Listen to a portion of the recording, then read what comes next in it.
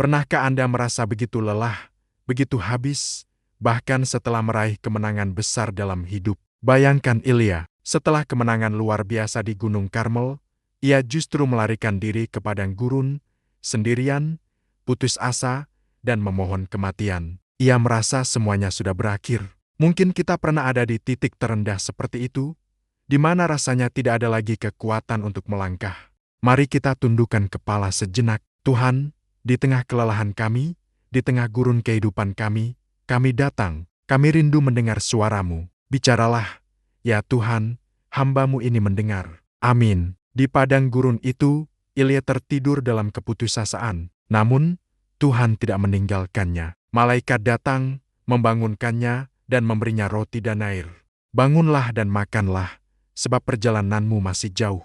Pesan ini bukan hanya untuk Ilya, tapi juga untuk kita. Saat kita merasa paling lemah, Tuhan menyediakan apa yang kita butuhkan untuk melanjutkan perjalanan. Kekuatan yang ia terima membawanya dalam perjalanan 40 hari 40 malam ke Gunung Horeb, Gunung Allah. Di sana, di dalam gua, Tuhan bertanya, "Apakah kerjamu di sini, hai Ilya?" Sebuah pertanyaan yang menusuk kalbu. Pertanyaan yang sama Tuhan ajukan pada kita hari ini. Apa yang kamu lakukan di tempat ini? Di dalam gua keputusasaanmu, Ilya mencurahkan semua keluh kesahnya, semua rasa frustrasinya, semua kesepiannya. Ia merasa berjuang sendirian. Mungkin kita juga sering merasa begitu, bukan? Merasa tidak ada yang mengerti, tidak ada yang peduli. Lalu Tuhan memerintahkan Ilya untuk berdiri di atas gunung, dan terjadilah sesuatu yang luar biasa. Angin besar yang dahsyat membelah gunung-gunung dan memecahkan batu-batu karang. Begitu kuat, begitu mengerikan. Tapi Alkitab mencatat, Tuhan tidak ada dalam angin itu. Setelah angin, datanglah gempa bumi yang mengguncang segalanya. Getarannya begitu hebat, seolah dunia mau runtuh. Tapi Tuhan juga tidak ada dalam gempa itu.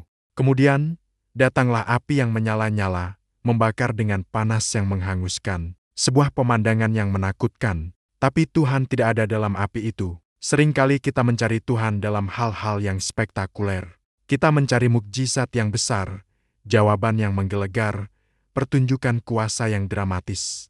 Kita berpikir Tuhan hanya hadir dalam angin besar, gempa bumi, atau api yang menyala-nyala dalam hidup kita. Kita menuntut jawaban yang instan dan heboh.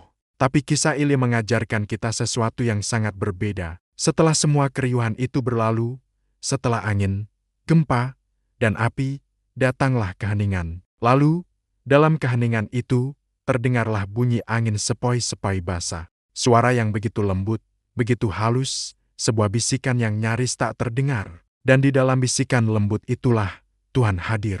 Di sanalah Tuhan berbicara kepada Ilya. Saat mendengar suara itu, Ilya menutupi wajahnya. Ia tahu, ia sedang berada di hadirat yang Maha Kudus. Ini adalah momen yang sangat indah. Tuhan tidak datang dengan hardikan atau kemarahan atas keputusasaan Ilya. Dia datang dalam kelembutan, dalam bisikan yang menenangkan. Ini menunjukkan betapa intim dan pribadinya hubungan yang Tuhan inginkan dengan kita. Dia tidak berteriak dari jauh, dia mendekat dan berbisik ke dalam jiwa kita yang lelah. Pernahkah Anda melihat segelas air yang penuh dengan lumpur? Jika Anda terus mengaduknya, air itu akan tetap keruh. Anda tidak akan bisa melihat apapun di dalamnya. Tapi apa yang terjadi jika Anda membiarkannya tenang? Perlahan-lahan, partikel lumpur itu akan mengendap ke dasar. Air di atasnya akan menjadi jernih, bening, dan tenang. Jiwa kita pun seperti itu. Badai kehidupan, kekhawatiran, ketakutan, dan kesibukan dunia ini seringkali membuat jiwa kita keruh. Seperti air berlumpur tadi, kita tidak bisa berpikir jernih, tidak bisa merasakan kedamaian, tidak bisa mendengar suara Tuhan. Kita mencoba berbagai cara untuk menjernihkannya. Kita mengaduknya lebih kencang, berharap lumpurnya hilang. Kita mencari jawaban di tengah kebisingan dunia. Kita mendengarkan angin besar, gempa bumi, dan api dari nasihat-nasihat yang justru membuat kita semakin bingung dan lelah. Tapi Tuhan mengajak kita melakukan hal yang sebaliknya. Dia mengajak kita untuk diam dan tenang. Dia mengajak kita untuk membiarkan air keruh dalam jiwa kita mengendap. Dalam keheningan itulah, seperti Ilya, kita bisa mendengar bisikan lembut suaranya. Dalam ketenangan, lumpur-lumpur kekhawatiran kita akan turun, dan kita akan melihat kebenaran dengan lebih jernih. Kita akan menemukan kedamaian yang melampaui segala akal. Ini adalah sebuah proses. Butuh waktu bagi air untuk menjadi jernih. Begitu pula dengan jiwa kita. Butuh kesabaran dan kemauan untuk menyediakan waktu hening bersama Tuhan setiap hari. Setelah mendengar bisikan Tuhan, Ilya tidak lagi sama. Tuhan memberinya tugas baru, tujuan baru. Tuhan meyakinkannya bahwa ia tidak sendirian. Ada 7.000 orang lain yang tidak sujud kepada Baal. Keputusasaan Ilya digantikan dengan kekuatan dan harapan baru. Tuhan tidak hanya menghiburnya, Dia memulihkannya dan mengutusnya kembali ke dalam misi. Sama seperti Ilya, Tuhan ingin memulihkan setiap jiwa yang lelah hari ini.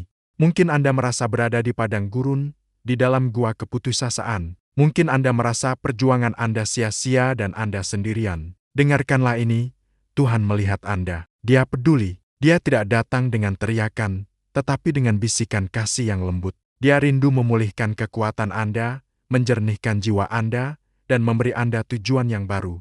Carilah waktu untuk hening di hadapannya. Matikan semua kebisingan dunia sejenak. Biarkan air keruh dalam jiwa Anda mengendap. Dan dalam keheningan itu, dengarkanlah bisikan lembutnya. Dia akan memberitahu Anda bahwa Anda tidak sendirian. Dia akan memberikan kekuatan untuk perjalanan Anda selanjutnya. Dia adalah Tuhan yang memulihkan jiwa yang letih.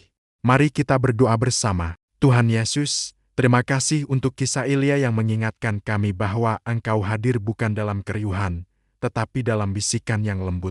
Ampuni kami jika kami sering mencari-Mu di tempat yang salah. Tolong kami untuk bisa diam dan tenang di hadirat-Mu, agar kami dapat mendengar suara-Mu dengan jelas. Pulihkanlah jiwa kami yang lelah, jernihkanlah hati kami yang keruh, dan berikan kami kekuatan baru untuk melanjutkan perjalanan hidup yang Engkau percayakan. Di dalam nama Tuhan Yesus, kami berdoa dan mengucap syukur. Amin. Terima kasih sudah menemani renungan kita hari ini. Kiranya damai sejahtera Allah yang melampaui segala akal memelihara hati dan pikiranmu dalam Kristus Yesus. Jika Anda merasa diberkati, jangan lupa untuk menekan tombol suka, bagikan video ini kepada mereka yang mungkin membutuhkannya, dan subscribe channel ini agar kita bisa terus bertumbuh bersama dalam iman. Sampai jumpa di video berikutnya. Tuhan memberkati.